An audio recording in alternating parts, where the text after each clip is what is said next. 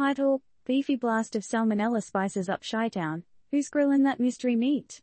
TLDR. Health honchos in Illinois are pulling out their hair over a Salmonella outbreak linked to ground beef in the Chicago area.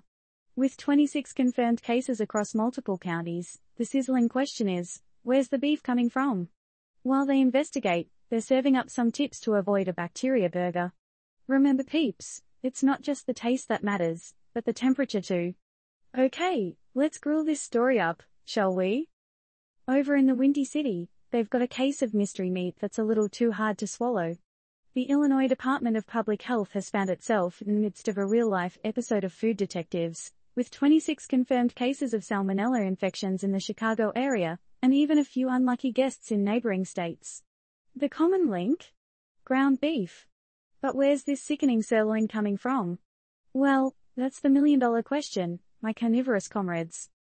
These poor victims reportedly had their taste for tartar come back to bite them, indulging in uncooked ground beef before their bacterial bonanza began. It's like a twisted episode of MasterChef gone wrong. The date of onset for this culinary catastrophe ranged from April 25th to May 18th. Who knew the spring season would bring not only flowers but a bouquet of bacteria as well? But fear not, fellow foodies, the IDPH isn't leaving us to sizzle in our own juices.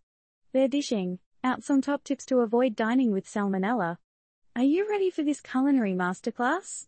First, give your hands, utensils, and surfaces a good scrub. That's right, cleanliness is next to godliness, even in the kitchen. Second, keep your soon-to-be cooked food separate from raw meat and poultry, no cross-contamination here, folks. Third, get scientific with a food thermometer. Your ground beef should reach a steamy 160 F. And last but not least, chill out. And chew your perishable food. Remember to pop it in the fridge within 2 hours or just 1 hour if it's hotter than a Chicago summer day.